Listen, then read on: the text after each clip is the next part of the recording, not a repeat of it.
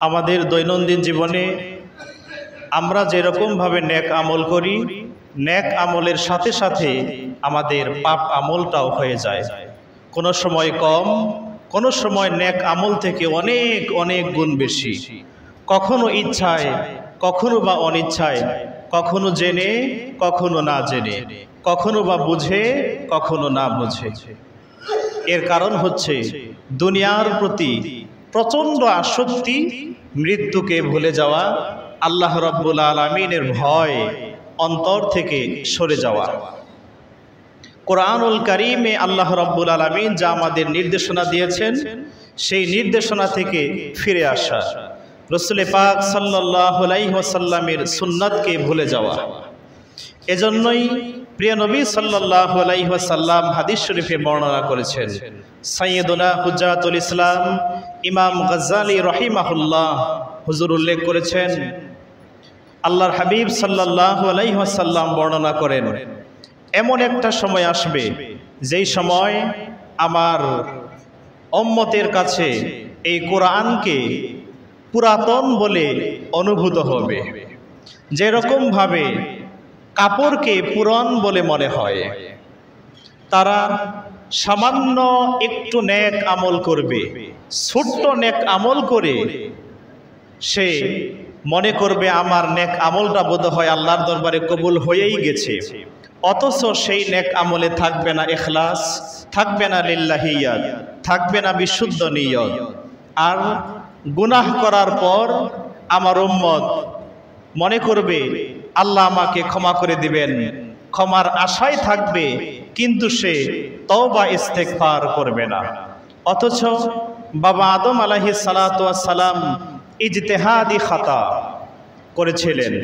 এরপরে আমাদেরকে শিক্ষা দিয়ে গেছেন যে, হে আমার সন্তানেরা, আমি আদম আলাইহিস সালাতু ওয়াস সালাম ইজতিহাদি খাতা করে ভুলের উপর অটল ছিলাম না, আমি তওবা করে গিয়েছি। ফলশ্রুতিতে আল্লাহ রাব্বুল আলামিন আমার তওবা কবুল করেছেন মুহাম্মদ সাল্লাল্লাহু আলাইহি ওয়াসাল্লামের ওসিলায়। এরপর আল্লাহ রাব্বুল আলামিন আমাকে আব্দুল্লাহ থেকে নাবিয়ুল্লাহর সম্মান দান করেছেন। এর থেকে আমাদের শিখতে হবে, ভুল করে, গুনাহ করে, গুনার উপর কখনো অটল স্থির থাকা যাবে না, বরং তওবা করতে হবে, আল্লাহ রাব্বুল আলামিনের রাহে আমাদেরকে চলে আসতে হবে। হাদিস শরীফে বর্ণিত হয়েছে, عن أبي ذر رضي الله تعالى عنه أنه قال لي رسول الله صلى الله عليه وسلم اتق الله حيث ما كنت।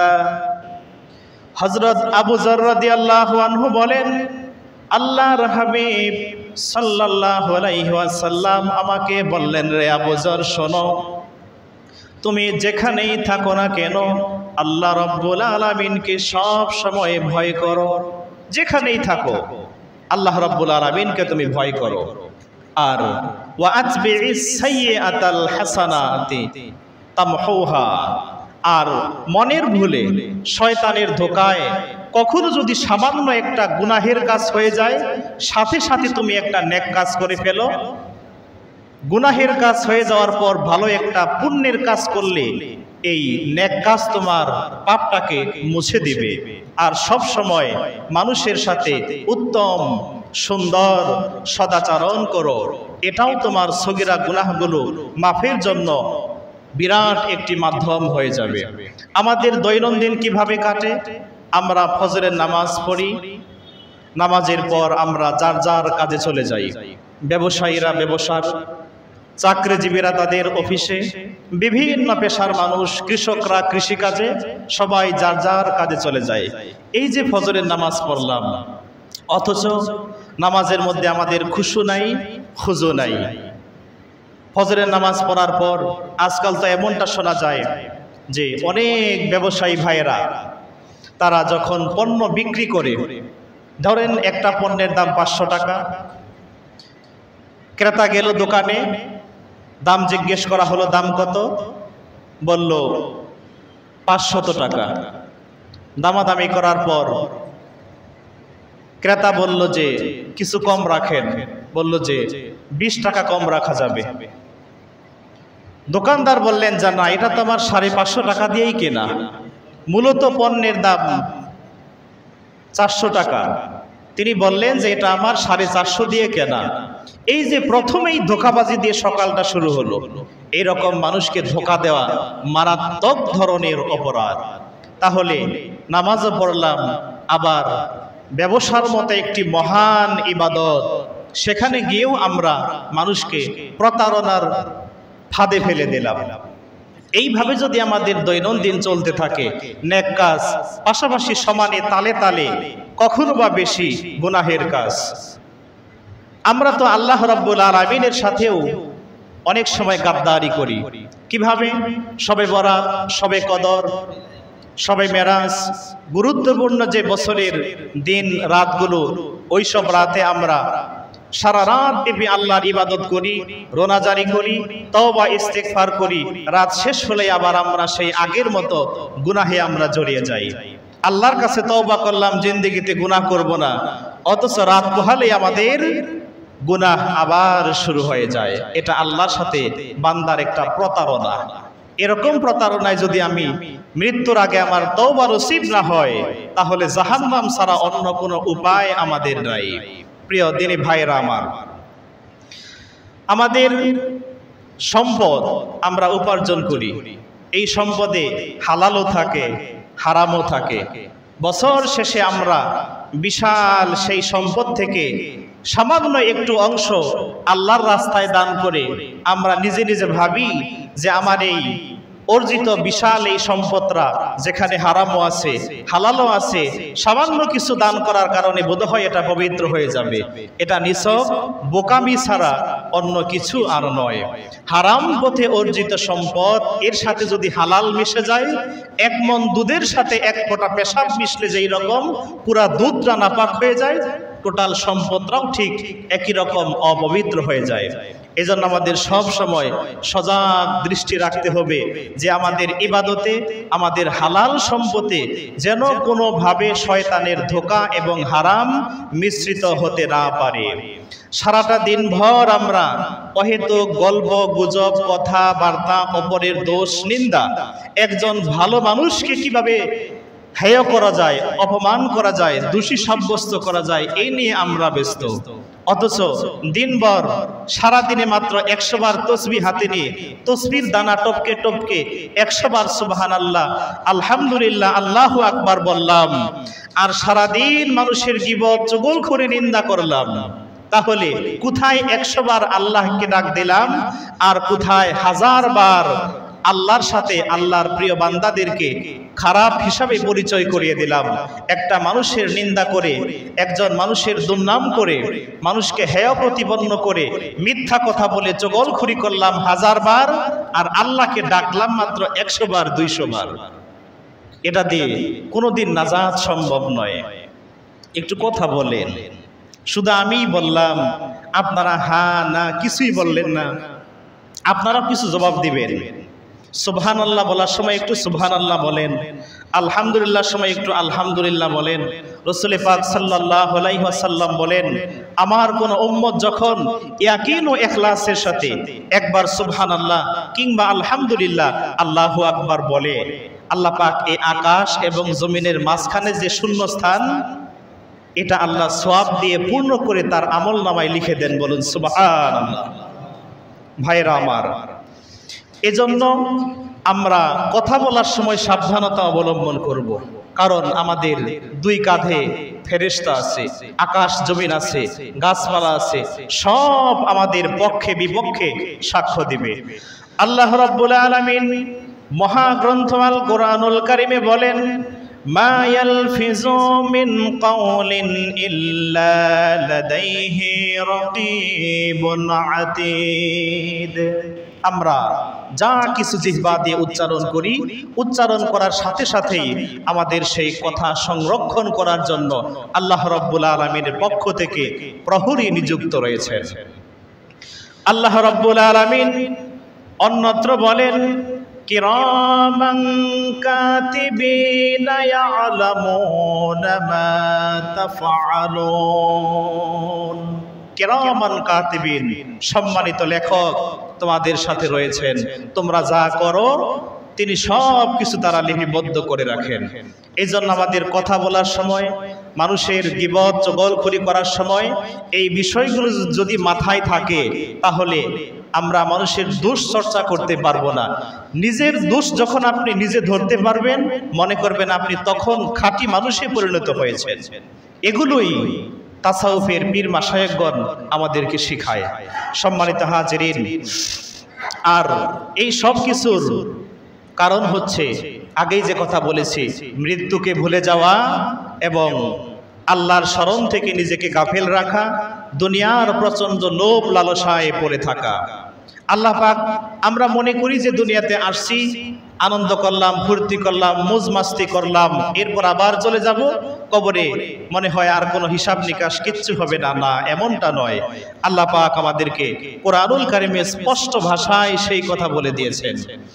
আল্লাহ রাব্বুল আলামিন বলেন, আফাহাসিবতুম আন্নামা খালাকনাকুম আবাসাও ওয়া আন্নাকুম ইলাইনা লা তুরজাউন।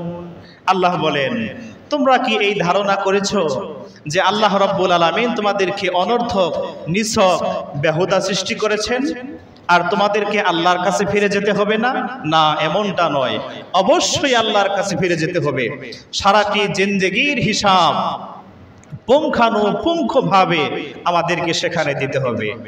আল্লাহ রাব্বুল আলামিন অন্যত্র বলেন, কাইফা তাকফুরুনা বিল্লাহি ওয়া কুনতুম আমওয়াতান ফাআহইয়াকুম সুম্মা ইউমীতুকুম সুম্মা ইউহয়ীকুম সুম্মা ইলাইহি তুরজাউন।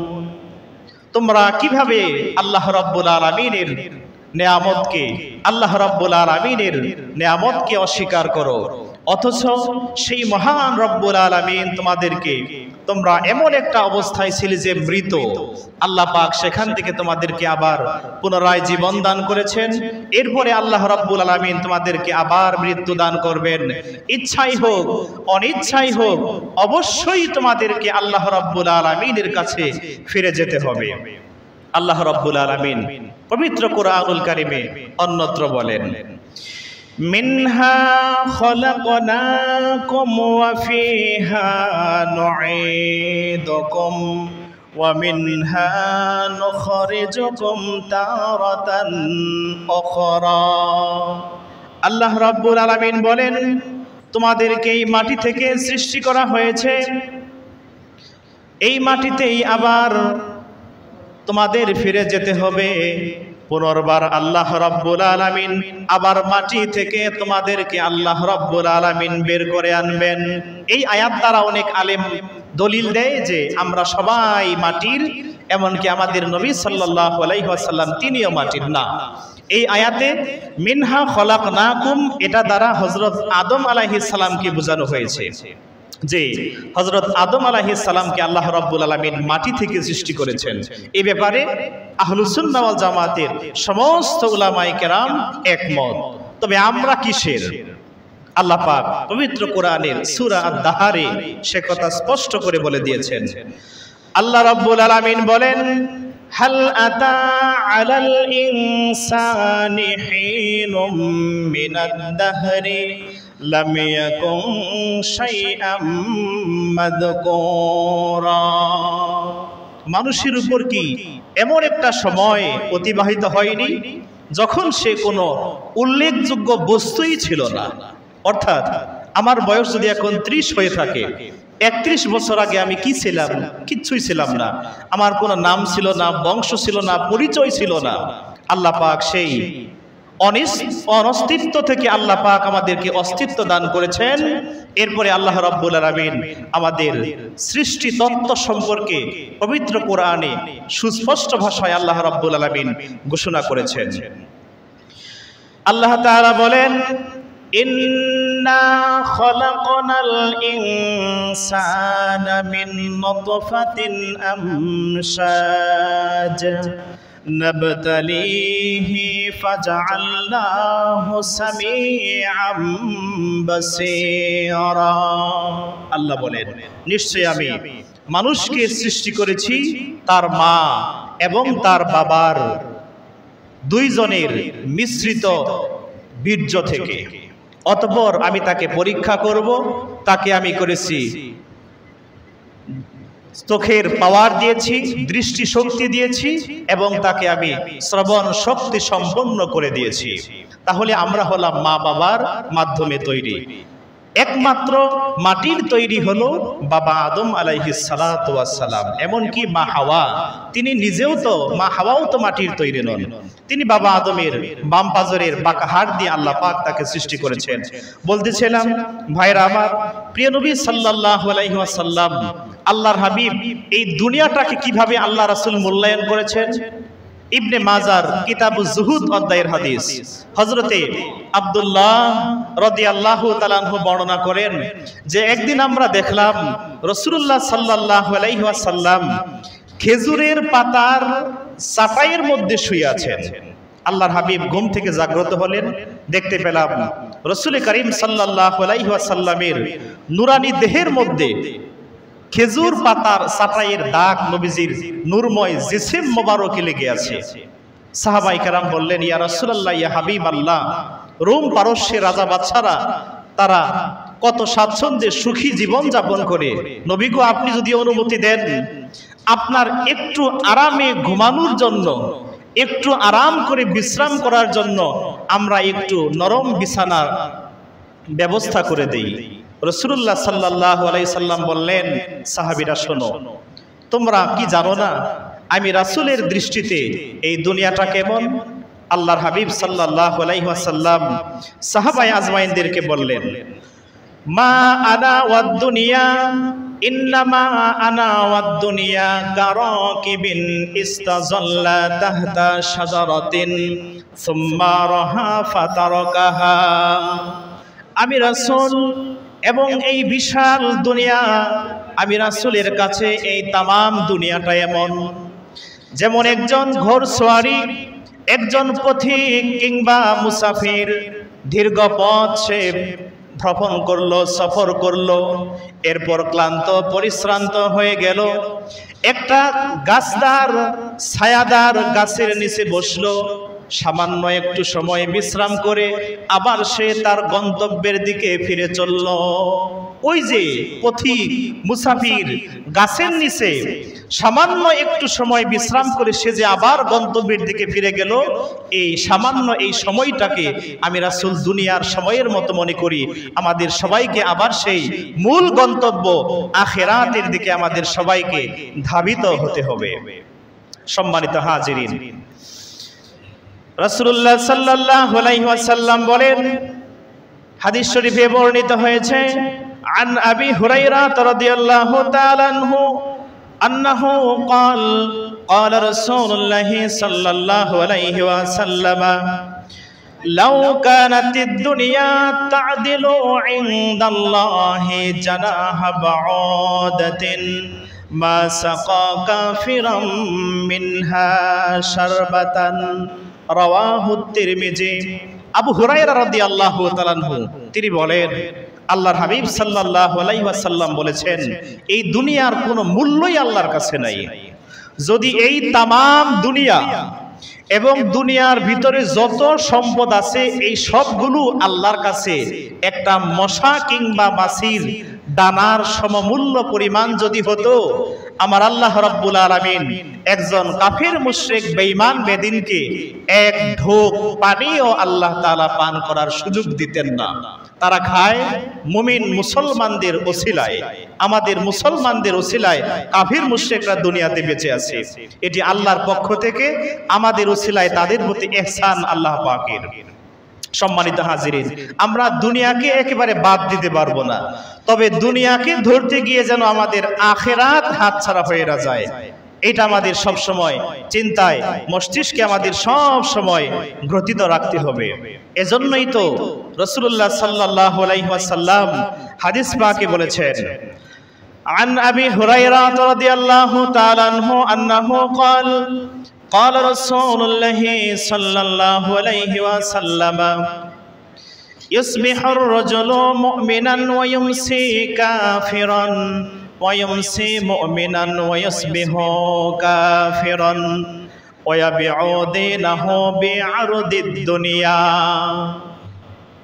আবু হুরায়রা রাদিয়াল্লাহু তাআলা আনহু বলেন, রাসূলুল্লাহ সাল্লাল্লাহু আলাইহি ওয়াসাল্লাম ভবিষ্যৎবাণী করে গিয়েছেন, আমার উম্মতের মধ্যে এমন একদল হবে যারা সকাল বেলায় ঈমানদার থাকবে, সন্ধ্যা বেলায় কাফের হয়ে যাবে। আবার সন্ধ্যা বেলায় মুমিন থাকবে, সকাল বেলা কাফের হয়ে যাবে। তারা তাদের ঈমান, তাদের দিন ইসলামটাকে দুনিয়ার সামান্য অর্থ সম্পদের বিনিময়ে বিক্রি করে দিবে। জোরে বলুন নাউজুবিল্লাহ। নিজের ঈমান, নিজের দিন, এটাকে দুনিয়া অর্জনের জন্য সে বিক্রি করে দেবে। অর্থাৎ দুনিয়ার পিছনে রাসূলুল্লাহ বলেছেন উম্মত এতটাই দিশেহারা হয়ে যাবে, তার ঈমান চলে গেল, তার দিন চলে গেল, এর কোনো কিছুই সে ভ্রুক্ষেপ করবে না। হুজ্জাতুল ইসলাম ইমাম গাজ্জালী রাহমাতুল্লাহি আলাইহি তিনি মুকাশাফাতুল কুলুব কিতাবে উল্লেখ করেছেন, হযরতে আবু হুরায়রা রাদিয়াল্লাহু তাআলা আনহু তিনি বলেন, একদিন প্রিয় নবী সাল্লাল্লাহু আলাইহি ওয়াসাল্লাম আমার হাত ধরলেন, ধরে মদিনার একটি উপত্যকায় নিয়ে গেলেন। এমন একটা জায়গায় আল্লাহর হাবিব আমাকে নিয়ে গেলেন যেখানে মরা মানুষের হাড় হাড্ডি, মাথার খুলি, পেট সব কিছু সেখানে ছিল। আল্লাহ রাসূল বললেন, আবু হুরায়রা দেখো, এই যে মানুষগুলো দেখতেছ, এরা দুনিয়াতে তোমাদের মতোই আশা আকাঙ্ক্ষা করত, তারা ধন সম্পদ কামাই করত, কিন্তু সম্পদ কামাই করার ব্যাপারে কোনটা হালাল কোনটা হারাম কোনো বাছ বিচার করতো না। এই যে তাদের শরীরে পোশাক পরে আছে, এই পোশাক দিয়ে তারা তাদের দেহের সৌন্দর্য প্রকাশ করত। আর তাদের পেটের ভিতরে দেখো পোকামাকড় কিলবিল করছে। এই আদম সন্তানের পেট দুনিয়াতে কোনো কিছুই ভরতে পারে নাই। রাসূলুল্লাহ সাল্লাল্লাহু আলাইহি ওয়াসাল্লাম বলেন, লাউ কানা লিইবনি আদামা ওয়াদিয়ানি মিন যাহাবিন লাবতাগা লাহুমা থালিসা ওয়ালা ইয়ামলাউ জাওফা ইবনি আদামা মিন তুরাব। আল্লাহর হাবিব সাল্লাল্লাহু আলাইহি ওয়াসাল্লাম বলেন, আদম সন্তানকে যদি দুইটা স্বর্ণের বড় উপত্যকা দেওয়া হয়, পাহাড় দেওয়া হয়, দুইটায় তার পেট ভরবে না, তৃপ্তি আসবে না। তৃতীয় আরেকটা উপত্যকার জন্য সে লালসা করবে। আল্লাহর হাবিব বলেন, আদম সন্তানের পেট দুনিয়ার কোনো কিছুই ভরাতে পারবে না, একমাত্র বনি আদমের পেট ভরাতে পারবে কবরের মাটি। কথা বলেন ঠিক কিনা? আমরা যখন মারা যাই তখন চারপাশ থেকে কবরের মাটি এসে আমাদের দেহটা যখন মাটির সঙ্গে মিশে যায়, কবরের মাটি এসে আমাদের পেটটাকে ভরে দেয়। এর আগে দুনিয়ার কোনো সম্পদ আমাদের পেটটাকে ভরাতে পারে না। এজন্য লোভ এটা এমন একটা জিনিস যা আপনাকে দুনিয়াতে প্রচন্ড ভালোবাসা সৃষ্টি করে দেবে, আখিরাতের প্রতি আপনাকে উদাসীন করে দেবে, আল্লাহ এবং তার রাসূলের মহব্বত কেড়ে নেবে, দুনিয়ার নাজায়েজ জিনিসের প্রতি মহব্বত বাড়িয়ে দেবে।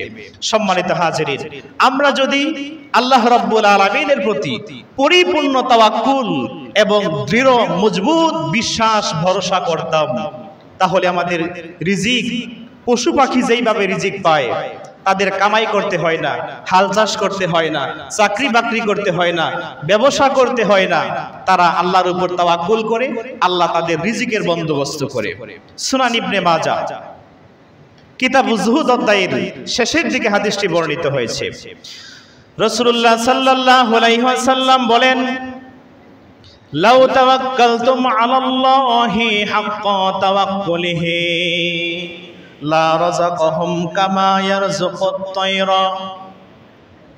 রাসূলুল্লাহ সাল্লাল্লাহু আলাইহি ওয়াসাল্লাম বলেন, তোমরা যদি আল্লাহ রাব্বুল আলামিনের প্রতি পরিপূর্ণভাবে তাওয়াক্কুল করতে, তাহলে আল্লাহ রাব্বুল আলামিন পশু পাখিকে যেইভাবে রিজিক দান করেন, ঠিক একই রকম ভাবেও তোমাদেরকে আল্লাহ রিজিক দান করতেন। পশু পাখিরা সকাল বেলায় শূন্য পেটে ক্ষুধা পেটে নিয়ে সকাল বেলা বাসা থেকে বের হয়ে যায়। সন্ধ্যাবেলা পাখিগুলো ডানা মেলে আল্লাহ রব্বুল আলামিনের শুকরিয়া আদায় করতে করতে উদর ভর্তি হয়ে পেট ভরে তারা তাদের বাসায় ফিরে আসে। অর্থাৎ আমরাও যদি এরকম ভাবে তাওয়াক্কুল করতাম আর আল্লাহর উপর ভরসা করে কাজে লেগে যেতাম, আল্লাহ পাক আমাদের হালাল রিজিকের শত শত পথ আল্লাহ বের করে দিতেন। জোরে বলুন সুবহানাল্লাহ।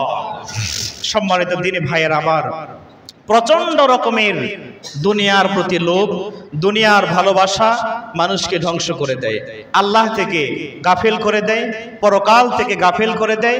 এজন্য আমরা দুনিয়াতে থাকবো, দুনিয়াটাই তো আখিরাতের জন্য একটা শস্য ক্ষেত। এখানে আমরা যা কিছু কামাই করব, পরকালে আমরা তার ফলাফল পাবো। কিন্তু এখানে কামাই করতে এসে যদি আমরা এতটাই লোভনীয় হয়ে যাই যে শুধু দুনিয়া দুনিয়া দুনিয়া, টাকা টাকা, এসব যদি করতে থাকি, তাহলে পরকাল যদি আমাদের হাত থেকে ছুটে যায়, আমরা যদি আল্লাহর সিরাতে মুস্তাকিম থেকে যদি আমরা বিচ্যুত হয়ে যাই, তাহলে দুনিয়ার ধোঁকায় পড়ে আমাদের দুনিয়াও শেষ, পরকালও আমাদের বরবাদ হয়ে যাবে। এজন্য খুব সতর্ক থাকতে হবে। তরিকতের পীর মাশায়েখগণ তাদের সালেকদেরকে, মুরিদদেরকে দুনিয়ার প্রতি কম আসক্ত হওয়ার জন্য এবং বেশি বেশি মৃত্যুর কথা স্মরণ এবং আখিরাতের স্মরণের কথা পীর মাশায়েখগণ শিক্ষা দিয়ে থাকেন। আপনাদেরকে একটি গল্প শোনাচ্ছি, যা আমার অভ্যাস নয়, আমি সাধারণত বলি না। এই মিম্বরে বসে আমি কোরআন এবং সুন্নাহ থেকেই কথা বলি, উদাহরণ দেওয়ার জন্য যে লোভ মানুষটাকে কিভাবে ধ্বংস করে দেয়। 3 বন্ধু হাঁটতেছেন মরুভূমি দিয়ে। হাঁটার সময় কিছুক্ষণ পথ চলার পর 3 বন্ধু 3টা স্বর্ণের ইট খুঁজে পেল। এরপরে তারা এক বন্ধুকে বলল যে, বন্ধু তুমি আমাদের জন্য কিছু খাবারের ব্যবস্থা করো। যে বন্ধু খাদ্য আনতে গেল, তিনি মনে মনে ভাবল যে আমি যদি এই খাবারের মধ্যে বিষ মিশিয়ে দেই, তাহলে আমার 2 বন্ধু খাবে, খাওয়ার পর আমার 2 বন্ধু মারা যাবে, ওই 2টা ইটের মালিক সহ আমি 3টা স্বর্ণের ইটের মালিক হয়ে যাব। ওই দিক দিয়ে ওই যে 2 বন্ধু, তারা মনে মনে পরিকল্পনা করলো যে আমাদের যে বন্ধু খাবার আনতে গেছে, সে আমাদের কাছে খাবার নিয়ে উপস্থিত হলেই খাবারটা রেখে দিয়ে আমরা তাকে মেরে ফেলবো। অকস্মাৎ সেই বন্ধু খাদ্য নিয়ে আসলো, খাদ্যের মধ্যে বিষ মেশানো। 2 বন্ধু এসে ওই বন্ধুটাকে মেরে ফেললো। মাশাআল্লাহ তাআলা, তারা সেই বিষ মিশানো খাবারটা খেয়ে ফেললো। অপর দিক দিয়ে ওই বন্ধুটাও মারা গেল, বিষ মিশানো খাবার খেলো, তারাও বিষক্রিয়ায় মারা গেল। যেখানকার স্বর্ণ সেখানেই পড়ে রইল। লোভের বশবর্তী হয়ে 3টা জীবন গেল এবং আত্মহত্যার মতো একটা জঘন্য অপরাধে তারা জড়িত হয়ে জাহান্নামের চির অধিবাসী হয়ে গেল। সম্মানিত হাজিরিন, এই জন্য আমরা শুধু দুনিয়াই যাব না, দুনিয়ার সফলতার সাথে সাথে আমরা আখিরাতের সফলতা যাব, যে কথা আল্লাহ পাক পবিত্র কোরআনুল কারিমে আমাদেরকে শিক্ষা দিয়েছেন। এবং এই আয়াতটা, এটা আল্লাহর হাবিব সাল্লাল্লাহু আলাইহি ওয়াসাল্লামের একটি প্রিয় পছন্দের একটি আয়াত ছিল। নবীজি সব সময় আল্লাহর কাছে দোয়া করতেন, রব্বানা আতিনা ফিদ দুনিয়া হাসানাতাও ওয়া ফিল আখিরাতি হাসানাতাও ওয়া কিনা আযাবান নার। হে আমাদের রব, আপনি আমাদেরকে দুনিয়াতে কল্যাণ এবং প্রাচুর্য দান করুন, সেই সাথে আমাদেরকে আপনি আখিরাতের কল্যাণ এবং প্রাচুর্য দান করুন। আল্লাহ পাক আমাদের সবাইকে আলোচনাগুলো বোঝার তৌফিক দান করুন। সবাই বলুন আমিন। একটু আল্লাহর হাবিবের শানে মহব্বতে দরুদ। আল্লাহুম্মা সাল্লি আলা মাওলানা মুহাম্মদ وعلى آل سيدنا مولانا محمد اللهم صل على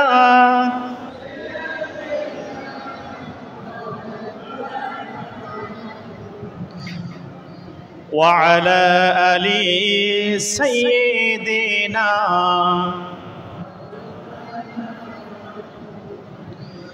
هو الحبيب الذي ترجى شفاعته لكل هول من الأهوال مقتحم اللهم